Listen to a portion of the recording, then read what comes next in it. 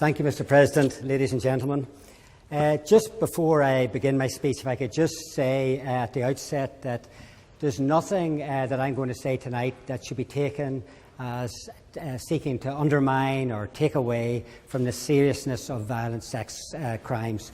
Obviously, it is very, very difficult for me to come in at the end here. I hate being last speaker, and obviously I feel that the odds are mounted against me before I start talking about the accused reputations.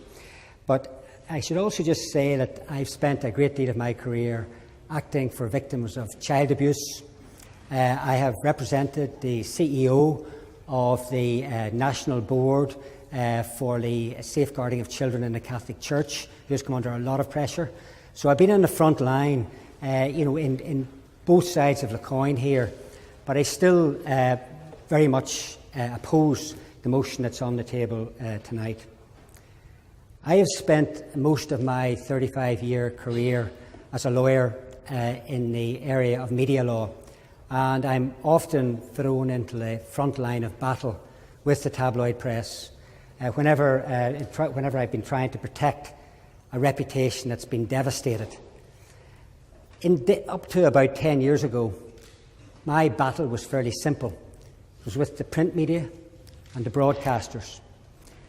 But in recent times, that battlefield has extended to the internet, the online battle. And with respect to all the speakers tonight, as somebody who's having to face this on a daily basis, the whole area has changed. The law has failed to keep up, whether it's a defamation law, whether it's a law protecting victims or the accused. The internet has changed the rules, the goalposts, everything. Super injunctions are dead because people on Twitter don't adhere to them. One of the big problems we have are trying to deal with online abusers who just decided to pick on a famous person and call them a rapist or a paedophile or a child abuser because they know that will get to them, they know that will distress them. And the law does not give very much protection. And indeed, the police tend to be very slow to act unless they perceive or they can be satisfied that there's a direct threat on the individual concerned, which is very, very hard to prove. I represented the X Factor judge Louis Walsh, and you might think, what's the relevance here with the subject tonight? But Louis was accused a couple of years ago. He was subjected to front-page banner headlines in The Sun, and he was accused of a serious sexual offence against a man in a nightclub, in the toilets of a nightclub in Dublin. He was given 5 hours' notice that The Sun were going to run the story. He was totally taken aback, knew nothing about any alleged police investigation, knew nothing about any allegations. And in the time allowed to us, when we pleaded with The Sun, there must be CCTV footage, there must be something that you can access that will prove that my client wasn't even there, never mind guilty of an act of this nature. The Sun, of course, wouldn't hear of it. He went ahead and published, and in a matter of 5 or 6 seconds, the headlines went from London to Singapore to Sydney to LA. And the problem is that if it is open season on people, whether they are guilty or not guilty, acquitted, whether they're simply questioned, whether the police decide to do a spectacular raid on their house before they even question them, the difficulty in the age of the internet is that this information is disseminated around the world, and there's no acquittal, no dropping of charges, no apology in a paper that's going to get that reputation back for the individual concerned.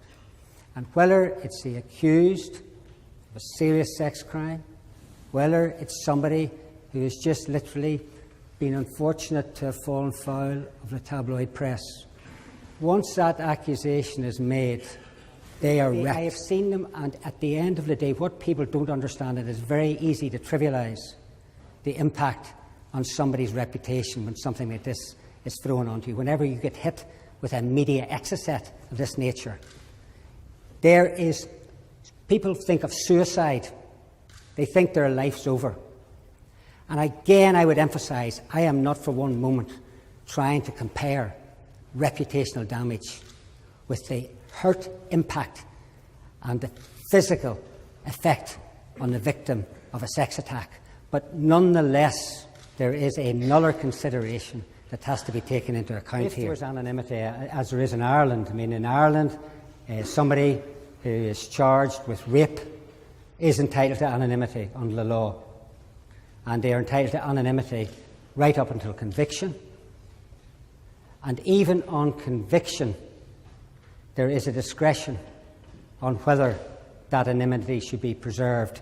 The victim's wishes obviously come into play here, and sometimes, and there are occasions, where a victim of a rape attack decides that she or he does not wish to have the adverse publicity that follows through. And so a victim is given the option as to whether that anonymity is to be passed on. And that has, again, and I'm not a particular expert in this field, but it appears to be working. And it certainly is an alternative to the Salem witch hunt that we have all experienced in the aftermath of the Savile scandal.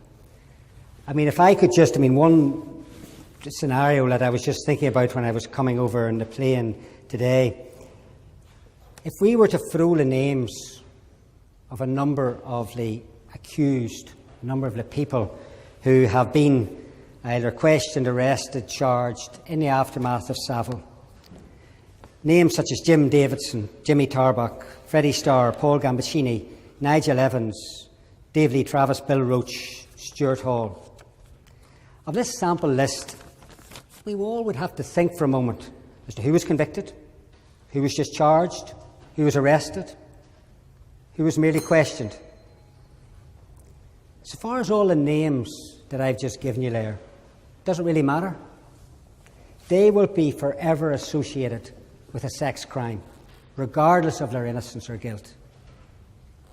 We're now living in fast-moving times with the adage that a lie can travel halfway around the world while the truth is still putting on its shoes, more relevant than ever in the age of the internet.